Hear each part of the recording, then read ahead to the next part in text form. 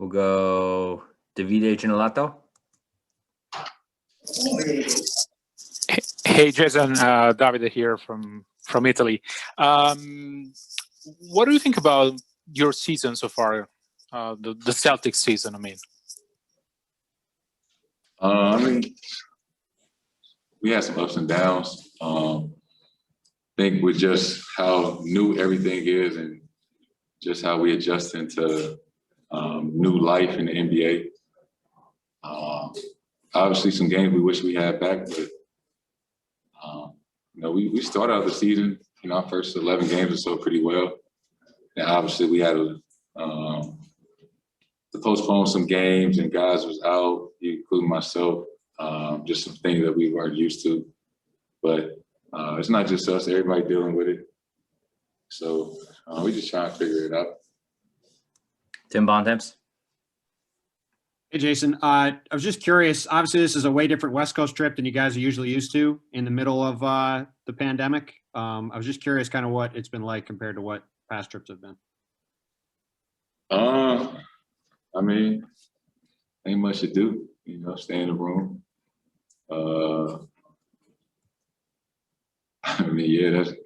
That's the biggest difference. We just in the room, go from practice to the gym, back to our room and chill till it's time to go play. Obviously, playing at Staples Center with no fans was different, but it is what it is. And then just out of curiosity, now that it seems like there's going to be an AllStar Game, I was curious what your thoughts were on the potential of doing that in the middle of all this that's going on. I don't know. You would like to think that the NBA would, make it as safe as possible. They wouldn't do anything to put it in harm's way. I feel like for the most part, they've done a great job of trying to keep us safe. You can't control everything, but I do understand the concerns about it, especially in Atlanta. So, we'll see. We'll see how it goes. Gary Washburn. Hey, Jason, two questions. Just one specifically on the steal on Kawhi. I think this might have been the game you've played against him the most one-on-one. What was that like? And secondly, how different is it to get your offense going when basically you're playing point forward and you have to initiate the offense?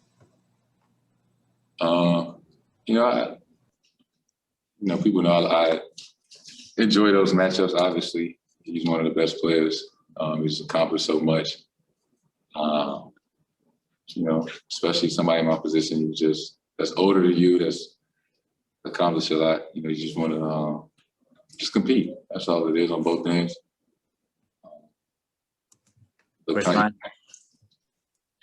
Jason, do you see this as being kind of one of the signature wins that could propel the group, given how down you guys were tonight man-wise and the quality of the opponent? And is there something different in terms of what you look for from yourself when Jaylen's out? Yeah, I think this was a good winning aspect, like you said, coming off a loss, down a few guys. But I think for my time being here, regardless of who we have playing, we always feel like, we gonna give ourselves a chance to win. And there's always next man up mentality. We got a lot of talented guys on this team that work extremely hard, and I know it has to be tough. When they're uncertain about when they're gonna play, and coach, when you get your number called, being ready. And that's extremely tough. So I commend all those guys that, don't necessarily know when they're going to play and come in and make an impact on the game, and like they did tonight. So it was a big team win in that aspect. I was proud of those guys. Final question for Jason, Jared Weiss. Jason, you've been trying to really work on how you handle double teams, and they were doubling and blitzing you a lot tonight, and you guys were doing the same thing to Kawhi Leonard. So I'm wondering, how do you feel like you've grown in that aspect? And then especially after seeing how Kawhi was able to thrive against that, where do you think you need to get to next to get to his level? continue to work on it. Obviously, it's going to continue to happen. So I have a lot of practice with it, but watching film, seeing what I can do better. Try not to turn the ball over like I did today.